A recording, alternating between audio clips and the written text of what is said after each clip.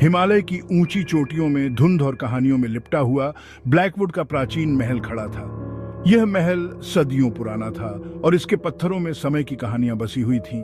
गांव वाले इसके बारे में धीमे स्वर में बात करते थे, जैसे कि वे किसी गहरे रहस्य को छुपा रहे हों। उनकी आवाजें हवा के सामने बस एक फुसफुसाहट सी लगती थीं। यह फुसफुसाहटें कभी कभी इतनी धीमी होती थीं कि सुनने वाले को लगता था कि यह सिर्फ हवा का खेल है। वे एक ऐसी बुरी आत्मा के किस्से सुनाते थे जो इस हवेली में रहती थी। एक आत्मा जो कभी इंसान थी लेकिन अब एक भयानक छाया बन चुकी थी। एक ऐसा अंधेरा जो इसके टूटते पत्थरों से चिपका हुआ था। हवेली के अंदर का माहौल हमेशा ठंडा और डरावना रहता था। यह हवेली एक बीते युग का अवशेष थी, एक ऐसा युग जब यह महल अपनी पूरी शान में था। इसकी भव्यता फीकी पड़ चुकी थी, लेकिन इसके खंडहरों में अभी भी उस समय की झलक मिलती थी। इसके हॉल अतीत के भूतों से गूंज रहे थे। हर कोने में एक कहानी छुपी हुई थी, हर दीवार पर एक रहस्य लिखा हुआ था। यह अकेली खड़ी थी, गांव से अलग थलग, जैसे कि यह अपने ही दुख और पीड़ा में डूबी हुई हो। मानो उस धरती ने ही इसे त्याग दिया हो जिस पर यह खड़ी थी। इसके चारों ओर की जमीन भी वीरान और उदास थी। इसकी खिड़कियां खाली आंखों की तरह दुनिया को घूरती रहती थीं, जैसे कि वे किसी खोए हुए समय को खोज रही हों। ऊपर जमा हो रहे तूफानी बादलों को दर्शाती थीं। ये बादल हमेशा हवेली के ऊपर मंडराते रहते थे, जैसे कि वे भी इस रहस्य का हिस्सा हों। हवेली के अंदर धूल भरे अटारी में छिपा हुआ एक ऐसा स्थान था जहां कोई भी जाने की हिम्मत नहीं करता था। असीम शक्ति और भयावह बुराई की वस्तु पड़ी थी, एक प्राचीन दर्पण। यह दर्पण सदियों पुराना था और इसके बारे में कई कहानियां प्रचलित थीं। चांदी और हड्डी से तैयार की गई इसकी अलंकृत फ्रेम छूने में ठंडी थी। यह फ्रेम इतनी बारीकी से बनाई गई थी कि इसे देखकर ही डर लगता था। शीशा खुद ही गहरा था, लगभग काला, जैसे कि यह किसी अज्ञात गहराई को छुपा रहा हो। मानो यह खुद ही रोशनी को सोख लेता हो। इस दर्पण के सामने खड़े होकर किसी को भी अजीब सा एहसास होता था। ऐसा कहा जाता था कि दर्पण में एक आत्मा बंदी थी, एक आत्मा जो कभी इस हवेली की मालकिन थी। शुद्ध द्वेष का प्राणी इसकी गहराई में फंसा हुआ था। यह प्राणी इतना शक्तिशाली था कि इसे देखना भी खतरनाक माना जाता था। जो लोग इसकी गहराई में देखने की हिम्मत करते थे, वे अक्सर अपने सबसे गहरे डर का सामना करते थे। वे अपना प्रतिबिंब नहीं, बल्कि अपने सबसे गहरे डर का एक दर्शन, एक ऐसा डर जो उनकी आत्मा के सबसे गहरे कोने में छुपा हुआ था। अपनी आत्मा के अथाह कुंड में एक झलक देखते थे। यह दर्पण एक ऐसा रहस्य था जो कभी भी पूरी तरह से समझा नहीं जा सका। पहाड़ों पर तूफान ऐसा बरपा जैसे कोई दानव खुला छोड़ दिया गया हो। यह तूफान किसी प्राचीन कथा के राक्षस की तरह था जो अपनी पूरी शक्ति से प्रहार कर रहा था। बिजली आसमान को चीरती हुई गुजरी, जैसे किसी विशाल तलवार ने आकाश को दो हिस्सों में बांट दिया हो। हर बार जब बिजली चमकती तो ऐसा लगता जैसे प्रकृति का क्रोध अपने चरम पर हो। ऊबड़ खाबड़ परिदृश्य को एक भयानक टिमटिमाती रोशनी से रोशन करती हुई यह दृश्य इतना डरावना था कि किसी की भी रूह कांप जाए। बादलों की गड़गड़ाहट से हवेली की नींव हिल गई। ऐसा प्रतीत हो रहा था जैसे हवेली की दीवारें भी इस तूफान के सामने झुकने को मजबूर हो गई हों। तूफान के कहर में एक अकेला यात्री विजय नाम का एक युवक फंस गया। विजय ने अपने चारों ओर देखा, लेकिन उसे कहीं भी कोई सुरक्षित स्थान नजर नहीं आया। रास्ता भटक गया और पूरी तरह से भीग गया। उसके कपड़े और जूते पानी से लथपथ हो गए थे। हर कदम के साथ उसे ऐसा महसूस हो रहा था जैसे वह और अधिक गहरे दलदल में फंसता जा रहा हो। वह ब्लैकवुड मैनर के भव्य सिलहुट पर ठोकर मार गया। यह हवेली इतनी विशाल और भव्य थी कि उसकी छाया भी डरावनी लग रही थी। आश्रय के लिए बेताब वह हवेली के पास पहुंचा। उसकी हर सांस में डर और उम्मीद का मिश्रण था। उसे यकीन नहीं था कि अंदर क्या मिलेगा, लेकिन बाहर रहना भी कोई विकल्प नहीं था। उसका दिल उसके सीने में ढोल की तरह धड़क रहा था। हर धड़कन के साथ उसे अपने जीवन का सबसे बड़ा निर्णय लेना था। हवा एक चुड़ैल की तरह गरजी, जैसे वह विजय को चेतावनी दे रही हो। विजय ने हवेली के विशाल ओख के दरवाजों पर जोर से दस्तक दी। उसकी उंगलियां ठंड से सुन्न हो चुकी थी, क्योंकि विजय ने हवेली के विशाल ओक के दरवाजों पर जोर से दस्तक दी। उसकी हर दस्तक के साथ दरवाजे की गूंज हवेली के अंदर तक फैल गई। उसके आश्चर्य के लिए उसके सामने दरवाजा खुल गया, जैसे किसी अदृश्य शक्ति ने उसे अंदर बुलाया हो, मानो उसे अंदर बुला रहा हो। विजय ने एक पल के लिए सोचा, क्या यह सही निर्णय है? क्या मुझे अंदर जाना चाहिए? ये सवाल उसके मन में गूंज रहा था। मेरे पास और कोई चारा नहीं है। उसने गहरी सांस ली और अपने डर को काबू में करने की कोशिश की। उसने एक पल के लिए संकोच किया, लेकिन फिर उसने अपने कदम आगे बढ़ाए। उसके मन में डर और उत्सुकता का मिश्रण था। अंदर छिपे खतरे को भांपते हुए उसने अपने कदम आगे बढ़ाए। हर कोने में उसे किसी अनजाने खतरे का एहसास हो रहा था।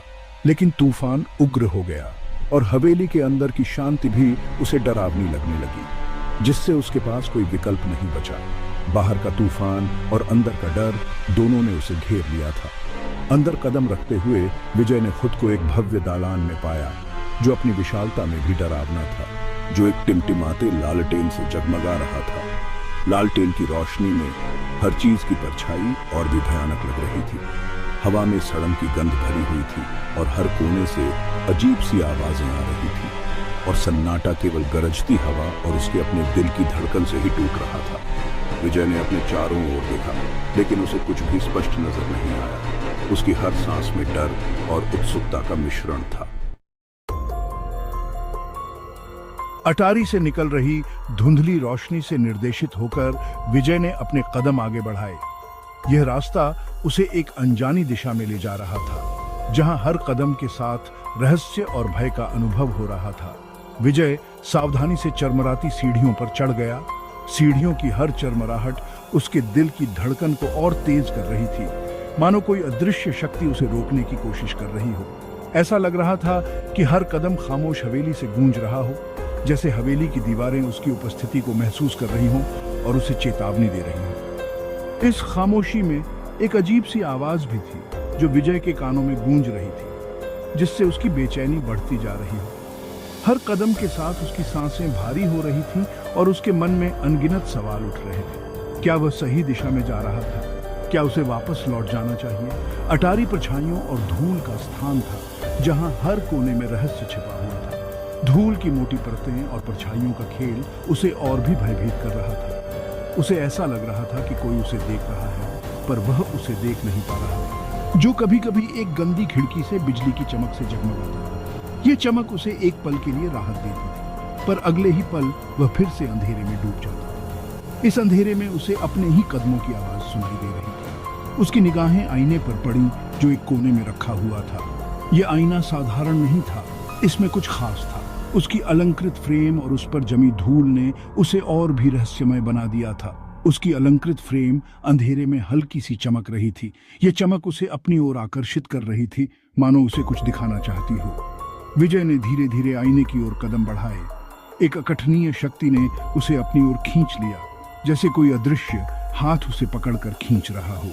विजय ने खुद को रोकने की कोशिश की, पर वह असफल रहा, जैसे एक पतंगे को टिमटिमाती लौ की ओर खींचता है।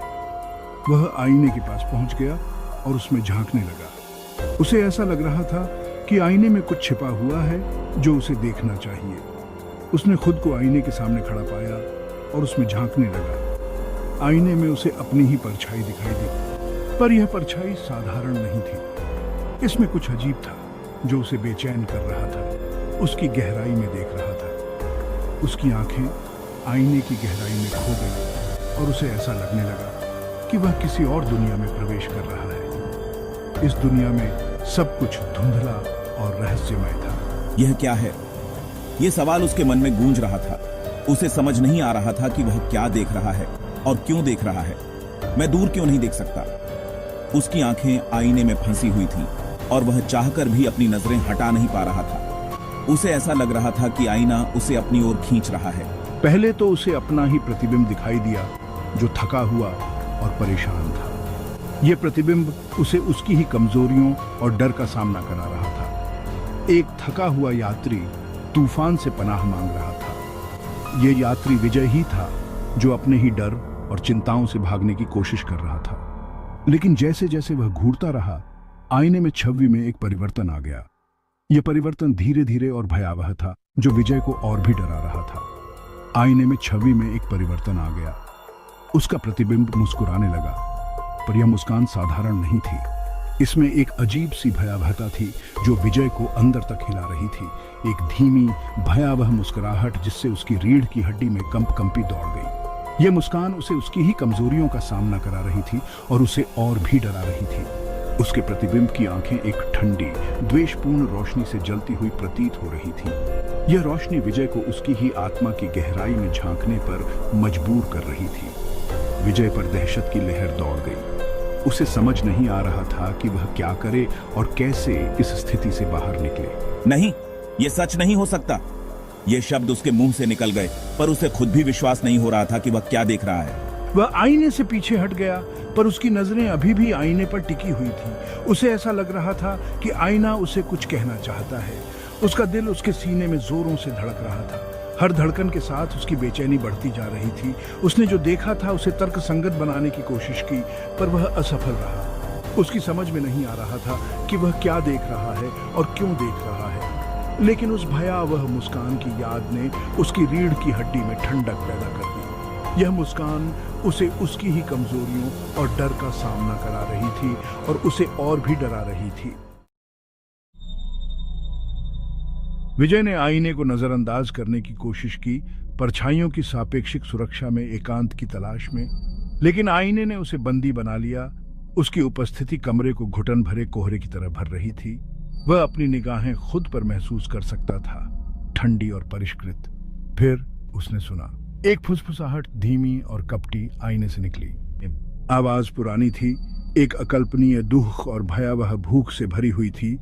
दहशत ने विजय को जकड़ लिया। वह आईने से पीछे हट गया। उसकी आंखें कमरे में इधर उधर भाग रही थीं, भागने का रास्ता खोज रही थीं, लेकिन ऐसा लग रहा था कि आईना उसका पीछा कर रहा है। उसकी फुसफुसाहट उसके दिमाग में गूंज रही है, S2, मुझे बाहर निकालो, मुझे मुक्त करो। वह अटारी से भाग गया। उसका दिमाग घूम रहा था। उसके कानों में भयावह फुसफुसाहट गूंज रही थी। उसे हवेली से भागना था, जितना हो सके आईने से दूर जाना था। S2, मेरी मदद करो, मुझे आजाद करो। मुझे यहां से निकलना होगा, अभी।